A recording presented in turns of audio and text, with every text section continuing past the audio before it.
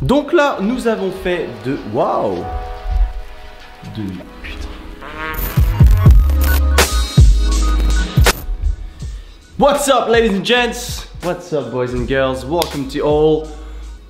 Alors aujourd'hui, on va passer plus dans la pratique que la théorie. Ça change un petit peu, ça bouge, ça pump, ça me fait du bien, c'est cool. Bref, la semaine dernière, avec Chris, on s'est entraîné sur Lyon à Giga Gym Villeurbanne. D'ailleurs, big up à eux parce que déjà d'une, ils nous ont pas fait payer. De deux, l'environnement est cool, la musique est bien. Et pour faire du contenu, les fonds derrière, les murs sont raw, vraiment à l'ancienne avec des briques, tout ça. Et je trouve ça génial. Merci encore à eux. Parce que à partir de ça, Fitness Park, par Dieu, ils sont pas sympas. Ils te font payer à chaque fois. Et le gym, c'est de la khla. Aujourd'hui, on va discuter upper body. Donc un workout haut du corps. Donc pas forcément spécialisé push ou pull. Au contraire, vous allez voir qu'on a alterné sur un exo push, un exo pull. Complètement, mais alors complètement fonctionnel. On n'a encore pas touché une machine. On a fait des exos qui sortent du commun. Je les adore, je les aime. Et me voici aujourd'hui pour vous les inculquer. Alors on a fait 6 exercices, on a fait un tempo qui était relativement simple à retenir, à répliquer. Alors on n'a pas fait nos programmes respectifs parce que quand on est ensemble c'est toujours plus cool justement de construire une séance qui correspond à tout le monde. On est là pour s'éclater et se soutenir, donc ça fait que les temps de repos on les a même pas chronométrés. Et ce qu'on a fait, on a fait 3 sets, 3 séries pour chacun de ces exercices. Les répétitions sont passées de 6 à 12. On a fait que des séries de 6 à 12 reps en fait, en fonction de notre choix, en fonction du poids utilisé. Chris est un petit peu plus fort que moi en termes de force, donc on utilisait les mêmes poids, mais lui était en mesure de faire un petit peu plus de reps en fait sur ces mêmes exercices. Donc voilà. Alors, on va pas passer en revue le warm-up aujourd'hui parce que sinon on en a pour jusqu'à demain. Mais si ça vous intéresse, éventuellement je peux faire une vidéo spécifique warm-up. Si ça vous intéresse, vous savez où me le dire. Alors nous allons passer en revue tous ces exercices. Alors le tout premier, on est passé sur un dips. On n'a pas sorti les anneaux, je les avais amenés sur Lyon, mais on les a même pas sortis. J'étais un peu déçu, je vous le cache pas. Mais ça donnait l'opportunité justement de jouer sur d'autres types d'accessoires un peu plus cool. Et l'avantage du fonctionnel, encore une fois, c'est que même s'il y a du monde à la salle, le fonctionnel, vous n'aurez pas à attendre qu'une machine se libère parce que vous en avez tout simplement pas besoin. Tout ce qui est à base de fonctionnel se fait sur une surface plutôt vide avec des équipements qui sont amovibles. Donc ça c'est vraiment cool et du coup il n'y a jamais besoin d'attendre 36 000 ans qu'une machine se libère. Donc le tout premier exo, on a commencé sur de la dip et pour rendre le truc encore plus stylé, on a utilisé des chaînes. Ils avaient des chaînes que tu peux mettre autour du cou. Donc une chaîne fait 10 kg. Donc on a fait une série à vide. Vous savez que le mind-muscle connection est très important, comme le dit Nassim, la contraction volontaire. Ce qui fait qu'on fait une première série juste pour vraiment sentir le muscle. On le fait sans poids. Donc on a commencé tout simplement comme ça, tranquillou. Et ensuite on a commencé à charger. Et là on n'a même pas respecté de principes spécifiques. Vous savez que j'adore le reverse pyramide dont je parle et je prône énormément dans mes programmes. Et là on a fait une pyramide standard, vraiment tranquillou, c'était histoire de faire 3 séries. Je vous conseille surtout l'exercice en lui-même, c'est pas le tempo ou le format qui est important parce qu'il peut être différent pour toute personne dépendamment de vos objectifs. Et donc pour nous ça a été, comme je vous ai dit, entre 6 et 12. Mais on a commencé donc avec une série à vide, une série avec 10 kg, donc la série à vide comptait pas vraiment, une série avec 10 kg, une série avec 20. Chris a fait une série avec 20 à la fin, plus un élastique. La technique de l'élastique est exceptionnelle. Je vous avais déjà montré ça auparavant sur un squat par exemple. L'avantage d'utiliser des élastiques sur des exercices de cette manière, c'est qu'en position haute, c'est là où c'est le plus dur. Ce qui fait qu'en fait, plus vous montez et plus ça devient dur. Et c'est ça le truc, c'est que moi, ma 3e série, je l'ai faite différemment parce que j'ai une petite douleur à l'épaule, du coup j'ai pas utilisé les 20 plus l'élastique parce que ça correspondait genre plus 30 kg. J'ai utilisé juste l'élastique et quand je pousse, tu vois, j'arrive en haut, je bloque vraiment, je fais le mind-muscle connection qui est vraiment hyper important. Je me répète, je radote, mais c'est vraiment important de ressentir quel muscle travaille, donc quelle est l'action du muscle. C'est pas simplement de faire un exo pour le fait de faire un exo en fait. C'est simplement de sentir quel effet cet exo fait sur ce muscle en question. Je vais devenir philosophe.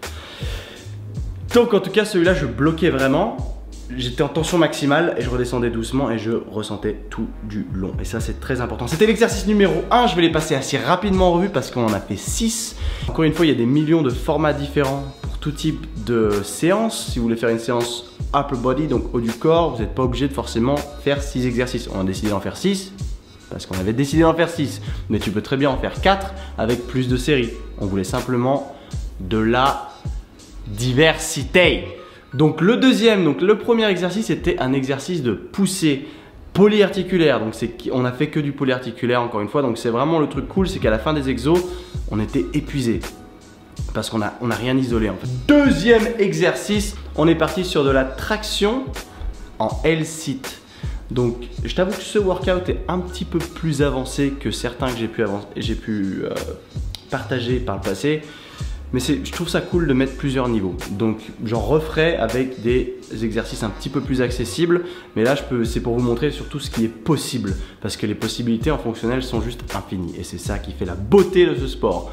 Donc le deuxième, on était en L-sit pull-ups. Donc on a attrapé les mêmes barres de dips. On s'est mis au sol. En fait, l'avantage du L-sit, déjà on n'avait pas le choix. Parce que si tu laissais tes jambes traîner, tu touches le sol.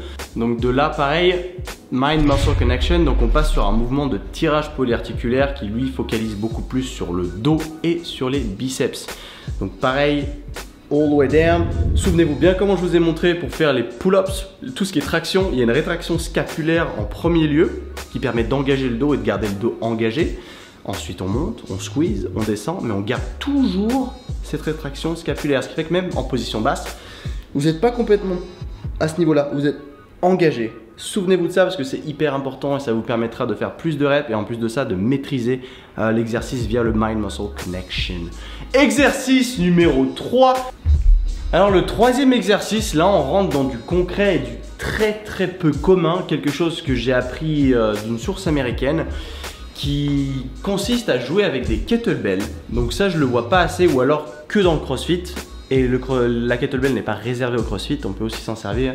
À parté, le crossfit est aussi complètement fonctionnel. Après, je suis pas très partisan du format du crossfit, c'est tout. Mais sinon, en termes d'exos, leurs exos, ils sont top. Donc, celui-là, le but était de faire un début de swing, donc à une main. Donc, tu commences là, tu squeezes les fesses. Et en fait, le but étant de créer, de générer de la force à partir des hanches, donc pour rendre l'exercice polyarticulaire, de monter la kettlebell jusqu'en haut, donc de faire travailler l'épaule, à partir de cette position, de faire une répétition, une poussée presse militaire, et de le faire retomber et de réexploser de la même manière, de 6 à 8 reps. Je crois que j'ai fait comme ça de 6 à 8 reps sur chaque côté.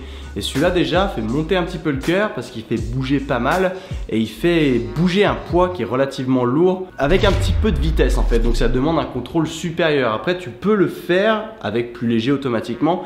D'ailleurs en parlant de swing, je pense que si ça vous intéresse, si vous maîtrisez le swing déjà, dites-le moi.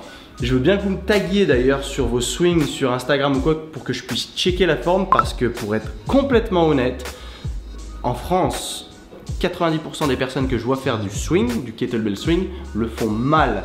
Et même des coachs. Et ça, c'est un petit peu dommage. Et je ne veux pas dire que je suis meilleur que les gens, mais je suis certifié kettlebell en fait. Juste petit aparté. Et moi-même, en arrivant à la certification kettlebell, au passage, petite parenthèse, je le faisais mal. Le mec m'a fait alors, tu sais faire des swings? J'ai fait bien sûr, mec, qu'est-ce que tu crois? Et il me fait bah fais voir. J'ai fait le swing, il m'a fait non, tu sais pas faire les swings. Et là j'ai fait haha, ok, bon bref. Donc maintenant je peux vous dire que je sais faire les swings. Donc voilà, si ça vous intéresse de savoir faire le swing, parce que le swing est un exercice, encore une fois petite parenthèse, très bénéfique si bien exécuté. Dans ce cas-là, je me ferai un plaisir de vous faire un tutoriel YouTube sur les kettlebell swing. Avec grand plaisir. Grand prince. Alors ensuite, exercice numéro 4. Donc là on a fait un exercice de poussée, un exercice de tirage, un exercice de poussée. On passe sur un exercice de tirage encore une fois. Donc on jouait encore une fois avec la kettlebell. Sur celle-ci par contre, on a fait ce qu'on appelle un power high pull. Je ne sais pas si vous vous souvenez dans mes exercices exo de merde, je parle du tirage menton qui est en soi un exo de merde, oui, mais qui peut avoir des bénéfices si exécuté d'une façon différente. Donc je vous avais aussi mis les alternatives du coup dans cette vidéo, à la fin de cette vidéo.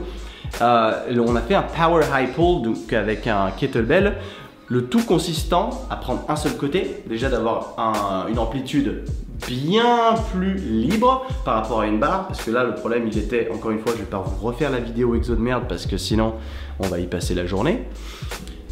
Le but étant de démarrer à peu près là, pas au sol justement, de garder cette position engagée au niveau des hanches, propulser grâce aux hanches et monter la kettlebell jusque là. En fait, comme si vous vouliez allumer une tondeuse ou une tronçonneuse. Souvenez-vous de ça parce que les moyens mémotechniques de nos jours, ils sont intéressants. On allume la tondeuse, et bah c'est exactement ça, ou tire à l'arc, j'en sais rien, bref. Tu montes et tu tires jusque là. Et par contre, il faut vraiment maîtriser le poids, c'est pareil, donc commence avec quelque chose de relativement léger, mais en termes de génération de force et d'énergie et explosive, c'est un super exercice. Moi je l'ai trouvé vraiment génial. Ça c'est pareil, on était entre 6 et 12 reps, toujours tout du lent.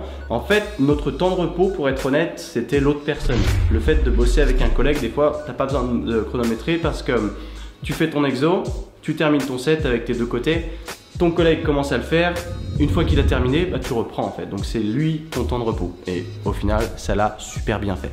Exercice numéro 5, on passe sur un nouvel exercice de poussée. On a fait du floor press à close grip dumbbells. Alors ça c'est vraiment des noms à rallonge en anglais, c'est chiant.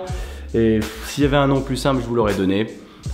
Grip serré, poussé, bref. En français vous savez que je suis une tanche. Mais en tout cas, depuis le floor press, c'est une espèce de développé couché en fait. Mais depuis le sol, il est bien parce qu'il protège les épaules, il permet de pas étirer l'épaule à son niveau maximal, ce qui peut être intéressant quand vous avez des problèmes d'épaule. Et en l'occurrence, moi j'en ai. Et donc je suis descendu jusqu'au sol, une pause, grip serré et je pousse. Et ça permet vraiment d'engager les triceps, c'est un truc de ouf. Et puis on ressent pas mal le centre des pecs. Et il était plutôt intéressant cet exercice pour finir. C'est pas un des exos que je préfère parce qu'il est peu dynamique, mais il en faut quand même. Alors celui-ci, pareil, de la même manière, gainer au sol un maximum. Essayez de pas trop tricher comme le powerlifting où quand ils font du bench, eux, ils vont super large et le dos, il est comme ça, histoire de réduire l'amplitude au maximum parce que c'est pas le but recherché ici. Eux, laissez-leur leur truc, ils essayent simplement de soulever le plus lourd possible, donc forcément ils essayent de rendre le mouvement le plus efficace et simple possible. Ce qui a du sens, mais pas pour nous.